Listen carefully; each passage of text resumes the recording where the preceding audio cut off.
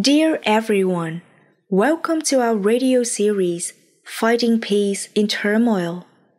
This program is brought to you by the joint efforts of Meditation Master Minh Niem and the Meditation Psychotherapy communities Mindful Living Land in several places. This radio series is streamed every week on YouTube and podcast on the only official channel, Minh Niem.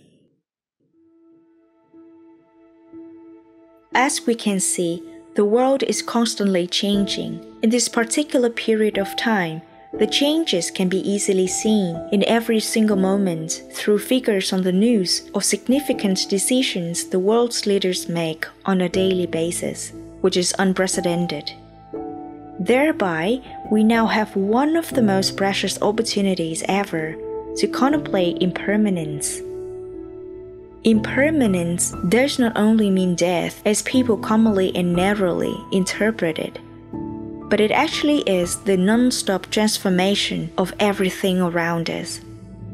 Through that, we are able to witness another impermanence, which is the constant transformation of the inner world, the world within us.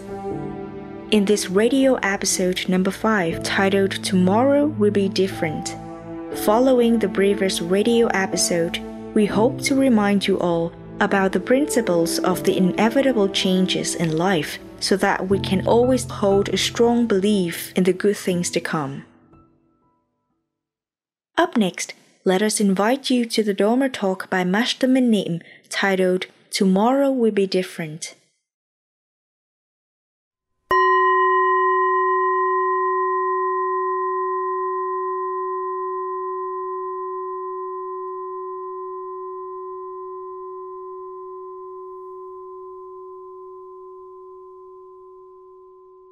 Dear listeners, may you be well, peaceful, and happy. The right Buddha, after his enlightenment, saw the 3 fundamental principles of life. They are anicca, impermanence, anatta, non-self, and dukkha, discontentment. Impermanence can be defined as a concept of constant changes. It means that everything and everyone in this world cannot remain in their original states, but rather they are subject to changes. They either change from one formation to another, or change from this condition to a different condition. From trees, rivers, the moon, houses, palaces, high-rise buildings to even this modern society cannot evade the law of impermanence. Every day, we are trying to invent new technology, build structures with strong foundation, with the hope to create a long-lasting empire, but they will all eventually cease to exist with time. Human beings are the same. From the body to the mind, they are constantly changing by the second.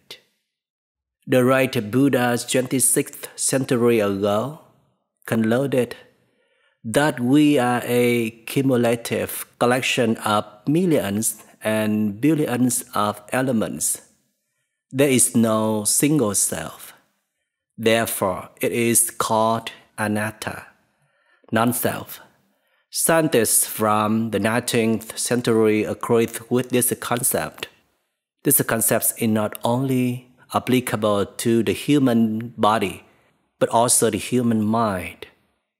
As you can see, an unpleasant sensation cannot remain the same for hours after hours. It will get interfere and end somehow. The sensation may change from one form to another, or sometimes it can become a neutral sensation. Our emotions are similar. We can change from the negative feelings of angry, lost, fearful to positive feelings of love and passionate. All these emotions cannot remain unchanged from hours after hours, day after days, months after months. They will get interrupted by other emotions. Sometimes these emotions can become stronger, weaker, then disappear and reappear again. According to scientists, the lifespan of an emotion is roughly no more than 15 minutes. It will change, fade away, dissipate, and return. This is the impermanence of the human consciousness. This process of change is called anicca. Anicca does not mean positive or negative. It is simply the state of non-permanent. However, people tend to have misunderstood the true meaning of impermanence. They seldomly think of impermanence as something that is destructive, coming to an end. It is something negative. Meanwhile, impermanence can carry a positive meaning. It could mean rebirth, growth, and development. Because the weather also follows the law of impermanence, therefore even a drought or a freezing winter cannot last forever. It must end. Because of impermanence, trees just leaves, give roots, then the roots and the leaves die and fall to rot, and new ones grow out and the process continues. Humankind, because of the law of impermanence, can change from bad to good, from being miserable to being happy. When we practice our meditation, we must have faith in impermanence, believe in changes, believe that we can transform from being an ordinary person to a divine human being. In the context of psychological therapy, both the therapist and the patient must believe this wound will heal. All sufferings will eventually stop. A person who is suffering will get better. While the person is experiencing pain, one should have faith that there are still healthy parts of their body and mind that will come to assist with the healing. The person who is performing the therapy and the person receiving must maintain this strong belief so that we can overcome difficulties, challenges caused by the wound. Hence, impermanence is very needed. It is a law to balance everything in this world. Impermanence is neither negative nor positive. It is good or bad, depending how it affects our benefits. The true nature of the impermanence is simply a process of come and go, have and have loss, success and failures, life and death. This law helps maintain the balance and stability of the universe. That is the characteristic of impermanence. Everything will change. How can we hold on to something and hope that it will stay with us forever and provide us long-lasting happiness? For example, you are now having a very secure and stable career. You are being admired and trusted by many. You have people who you love and who loves you. You are having many wonderful relationships. Of course, you would want all this to last for a long time, right? Then how will you react when facing the law of impermanence? No, it is inevitable. So, for now, why don't you hang on to positive definition of impermanence? Let's believe impermanence will make everything better. You will become even more successful. Your credibility will spread even further, more fame and honor. Your relationships will be more secured. Your connections with others will be deeper. you will find more happiness and fulfillment.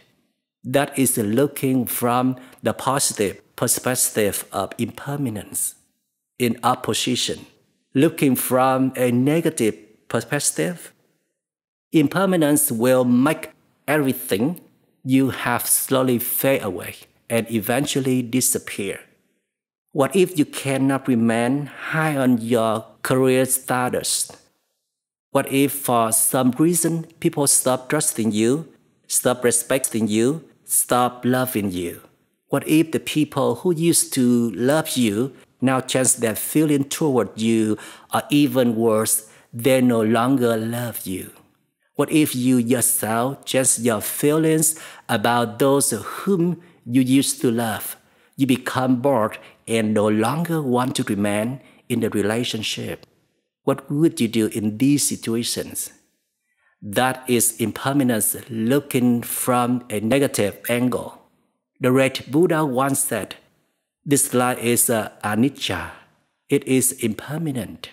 Because it is anicca, therefore it is dukkha."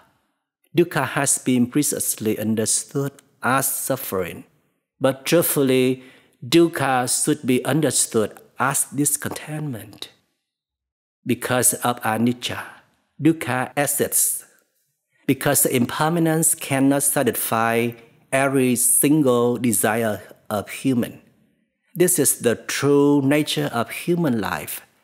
Dukkha means things will not always go as how we want it. It follows its own path of cause and effect.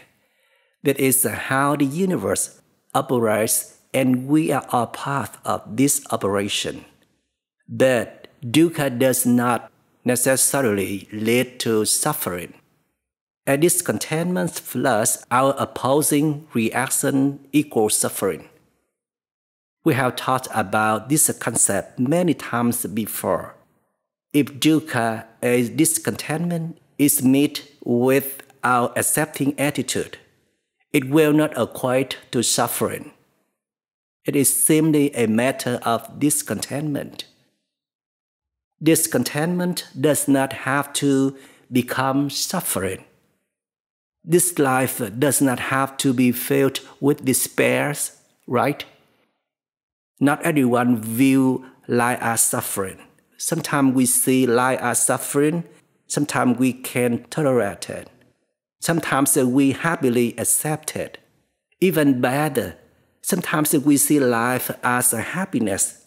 Life is filled with many joy and love. This is when the capacity of our heart expanded. Our perceptions are not limited. Our energy are full charge. When we are having many favorable conditions, when things are going well, we accept discontentment easily. During this time, discontentment is just something that we are not satisfied with. It is not suffering. Therefore, you can say you have control over suffering. We can decide to suffer or not. Let me repeat it one more time. This life is not suffering. This life is composed of dukkha, discontentment, and anicca, impermanence. When life is taking on a downfall direction, our money, our pride, our health, and many of our benefits are affected. What should we do? We have tried to find many ways to avoid or prevent discontentment, but cannot. Then what? The great Buddha taught us great solutions. First and foremost, lower our expectations. Of course, as a human, we all have expectations, but sometimes our expectations are too much, too excessive. We don't need them. Our expectations are not to serve our base needs of food and shelter. Our expectations sometimes lead us to greed and fame, which are created through fear. Imagine if all of our expectations are met. What will become of us?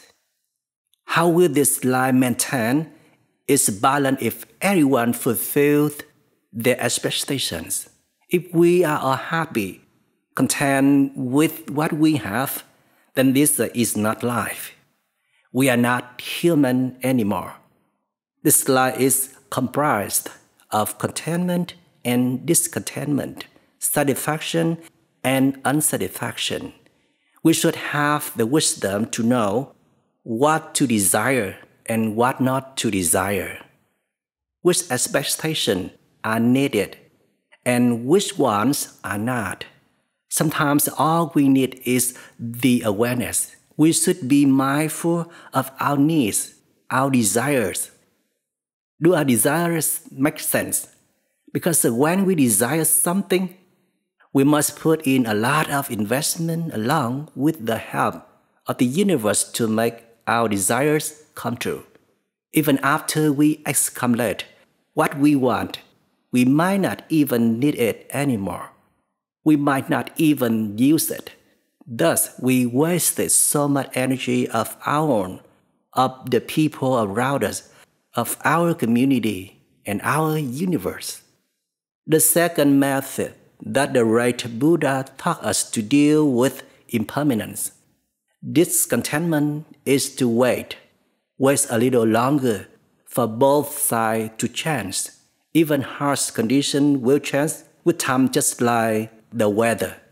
People, regardless of how difficult controlling they are, based on our past experience and observations, we know that they too will change.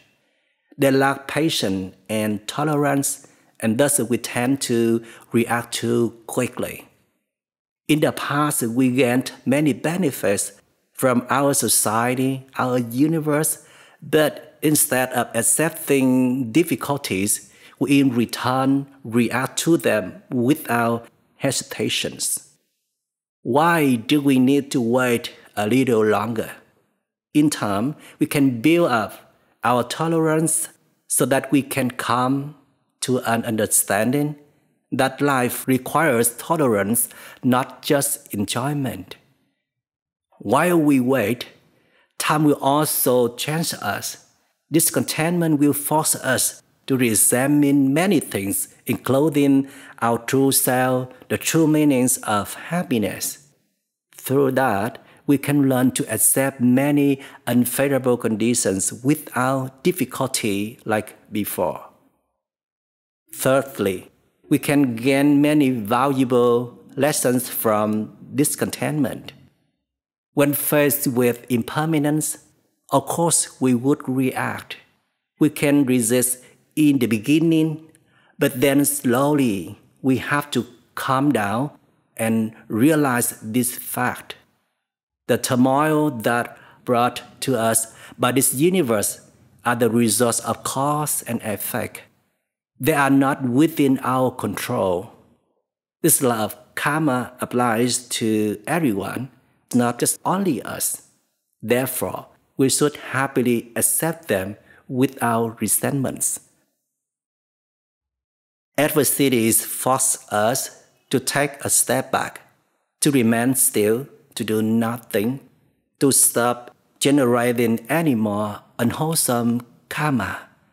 What is the message that the universe is sending to us?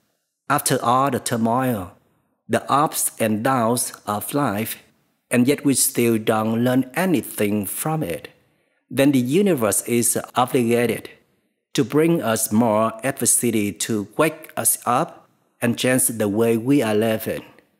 The fourth things we can learn from the dukkha and anicca is the awareness of our own attachment issues. In order to respond to impermanence and not suffer, we must prepare for ourselves the ability to detach and not depend on the external circumstances. Money, status, quo, power is good to have, but without them, we will be okay too. Often our consciousness is triggered by peer pressure. We do need money to survive, but not in abundance. to gain fame. The same with relationships. Sometimes we need support, understanding from our loved ones, but we don't always need relationship to a point where we become attacked and lose the ability for self-growth. Relationships can also cause us to be tied down, to become ordinary. If we have that, our relationship remains unchanged. Then does that mean we wish to continue to be stuck? Impermanence reminds us that we are fully capable of becoming someone different, someone who has the inner strength and less dependent on the surroundings. We still rely on the support from our environment, but that should only be secondary. Relying on ourselves is the priority. When our dependence is lessened, we will find ourselves being less affected by the constant change of external conditions. We can become immune to change. The more we depend or attach to any object, when impermanence arrives, we will be more prone to damages and suffering. I wrote a short poem as follows. Believe in impermanence. Tomorrow will be different. We will be more peaceful. Flowers bloom from rubbish. As we mentioned earlier, not only that the external conditions are impermanent, even our thoughts, our emotions, our perception are also impermanent. If we can prevent discontentment, then that would be very good for us. We won't need to stress or suffer. However, we do not always have the ability to change the outside conditions. Then we do not have a choice but to change ourselves. This is possible. If we can turn our focus inward and develop our inner strength, nourish our soul, and good seeds inside, all of us will grow. All we really need is a few moments of stillness, of peace, then everything will be different already. Even if we still want to eradicate discontentment, we become more accepting of it. At least our reactions won't be as absurd. We won't be as stressed out. With this practice, slowly we will begin to stretch our limitations. Discontentment, impermanence may be happening around us, but we will soon view it as a natural part of life. We might even be shocked with our realizations. We might react in the beginning when adversities comes, but then if we can take a step back, realize that the universe wants us to experience something unique so that we can become extraordinary. We can gain many insights and wisdom from adversity. Believe in impermanence. Believe that all conditions will change. Or even yet, believe that we will change. Believe in impermanence. Tomorrow will be different. Tomorrow will be different means the condition will change. We will change. Our soul will be more at peace. Flowers can bloom from rubbish. Most of the beautiful qualities that we have are usually acquired through the turbulences of life. All the challenges can become the organic soil to help fertilize the plants, so the plants can yield flowers and fruit for the next season to come. Therefore, rubbish are the necessary condition for a flower to bloom. Flowers need rubbish. In this life, wherever there is happiness, there is suffering. Happiness and suffering are a pair just like contentment and discontentment always parallel each other. Therefore, impermanence is essential. Impermanence helps us detach from our own delusion. Impermanence helps facilitate the inner self-work that would create a strong foundation of values that humans strive for. Thank you, audience, for listening. May you be well and happy.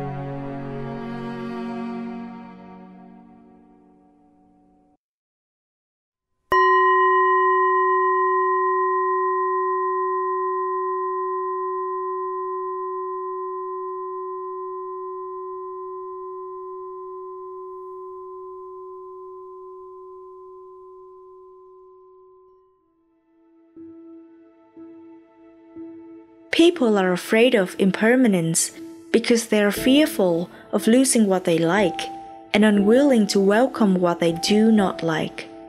Just like everyone loves seeing cherry blossoms, but no one likes the bone-chilling cold. Everyone also hopes to be successful, but no one wants to experience failures. Everyone is happy as they are reunited, but saddened when they have to part. Now, we invite you to listen to an excerpt of Without Impermanence from the book There Is Nothing to Fear through the voice of Michael Dow.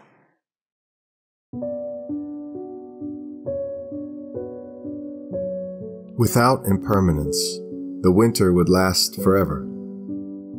The snow would never melt. Everything would be frozen eternally, and no flowers would ever be able to bloom. Without impermanence, a baby would not be able to grow up and become an adult, and therefore never grow out of his or her superficial and limited outlook. Without impermanence, all the wicked and cunning people would never be punished, and they would also have no chance or hope in turning over a new leaf. Without impermanence, a wound would forever remain deeply buried within the heart. It would continue oozing poison and cause harm to oneself and contaminate others without any cure. Impermanence may have been misunderstood as something of ruin or loss. However, impermanence is obviously also of transformation, goodness, development, and sustainability. In fact, impermanence means a constant change, and it happens continuously at every moment. It is neither positive nor negative in and of itself. It is simply a natural principle that functions as a regulator for every individual in this universe, so that everything is always as balanced and stable as possible. People are afraid of impermanence because they're fearful of losing what they like and unwilling to welcome what they do not like. Just like everyone loves seeing cherry blossoms, but no one likes the bone-chilling cold. Everyone also hopes to be successful, but no one wants to experience failures. Everyone is happy as they are reunited, but saddened when they have to part. This is also the nature of human beings.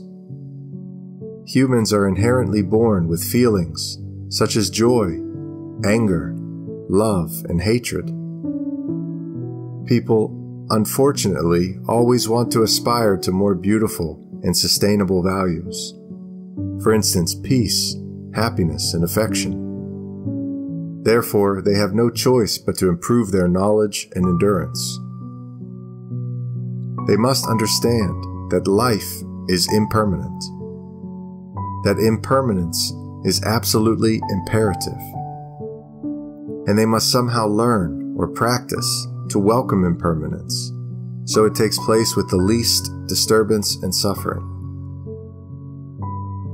To tell the truth, once impermanence occurs, especially when it appears suddenly with unprecedented devastation, hardly anyone can calmly and pleasantly accept it right away. One with an abundance of experience and inner strength would still be shaken and unstable for some time before being able to get one's balance back. This is understandable, as everybody wants to attain stability and security and cling to such states. Nobody waits around all the time for impermanence to happen and then encounter it. Therefore, impermanence goes on in its own way, and human beings carry on living in their own fashion. However, people must follow the universal principle of impermanence, and not the other way around. No matter who or how powerful one might be, one cannot escape the hand of impermanence. The best and only way is to accept and turn impermanence into opportunities for self-development, self-growth, and especially to reflect whether our attitude toward life has been in harmony with our ultimate life goals and universal principles.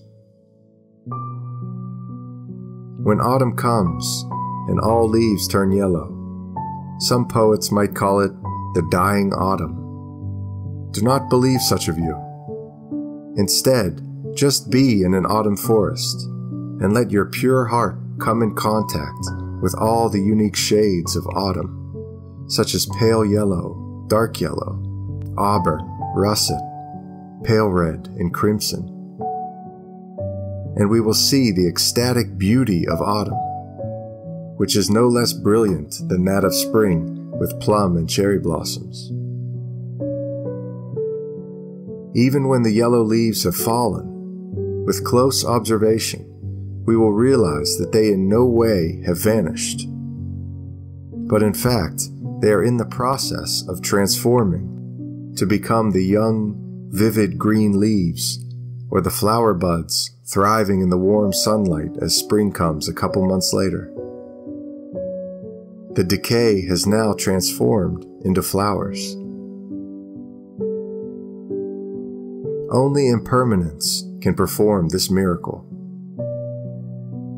If the leaf could learn of this principle, it would no longer have any fear.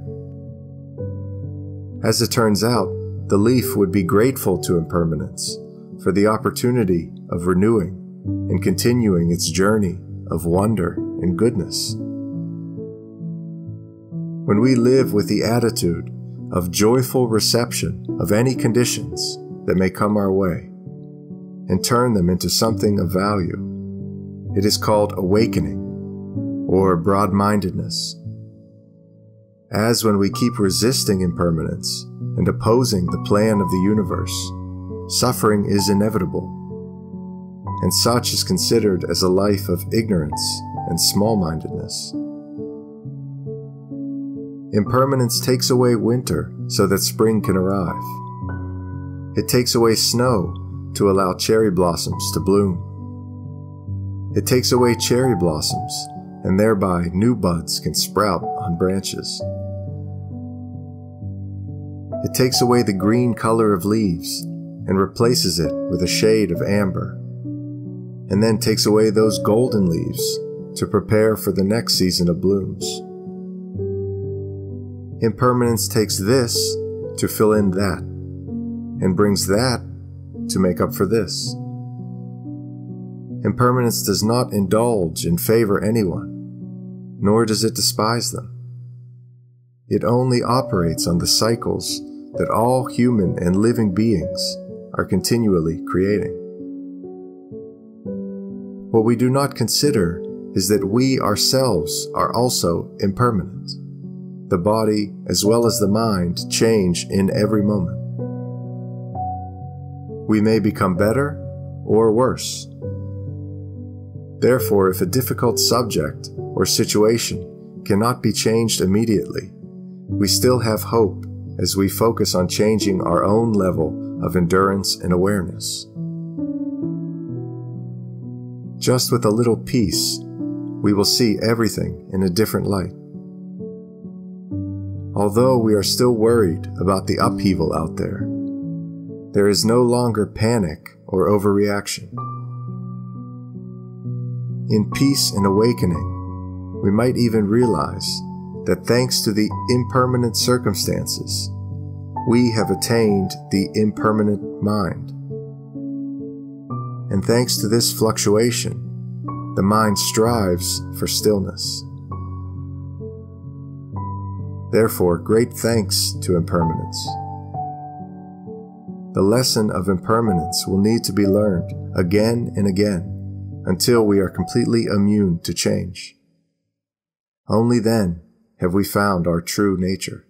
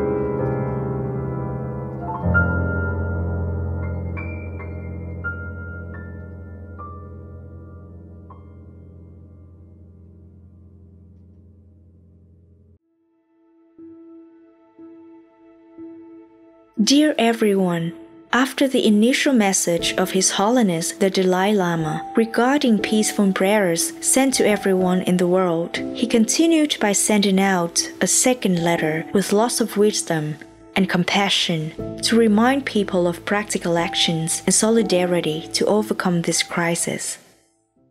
Up next, we invite you to listen to the article Prayer is Not Enough by His Holiness the Dalai Lama, published in Time magazine on the 14th of April through the voice of Bernard Richard Adams.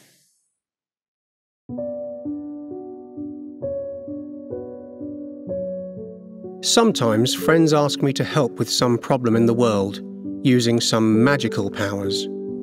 I always tell them that the Dalai Lama has no magical powers. If I did, I would not feel pain in my legs or a sore throat. We are all the same as human beings, and we experience the same fears, the same hopes, the same uncertainties.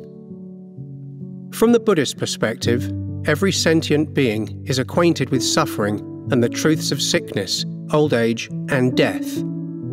But as human beings, we have the capacity to use our minds to conquer anger and panic and greed.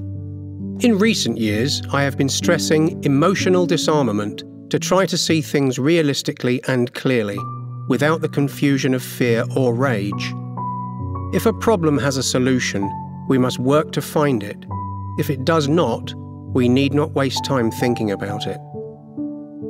We Buddhists believe that the entire world is interdependent. That is why I often speak about universal responsibility. The outbreak of this terrible coronavirus has shown that what happens to one person can soon affect every other being. But it also reminds us that a compassionate or constructive act, whether working in hospitals or just observing social distancing, has the potential to help many. Ever since news emerged about the coronavirus in Wuhan, I have been praying for my brothers and sisters in China and everywhere else. Now we can see that nobody is immune to this virus. We are all worried about loved ones and the future of both the global economy and our own individual homes. But prayer is not enough. This crisis shows that we must all take responsibility where we can. We must combine the courage doctors and nurses are showing with empirical science to begin to turn this situation around and protect our future from more such threats.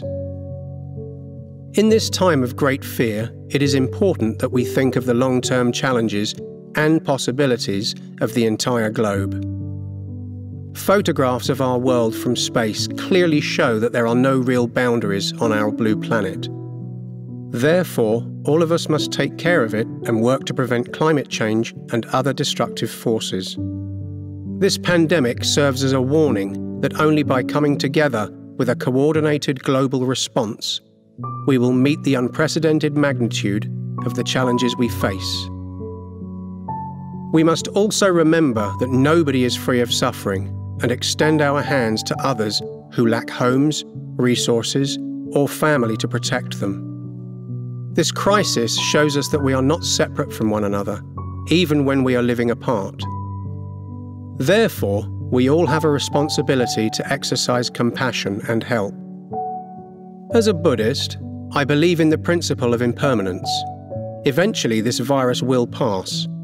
As I have seen wars and other terrible threats pass in my lifetime, and we will have the opportunity to rebuild our global community as we have done many times before. I sincerely hope that everyone can stay safe and stay calm. At this time of uncertainty, it is important that we do not lose hope and confidence in the constructive efforts so many are making.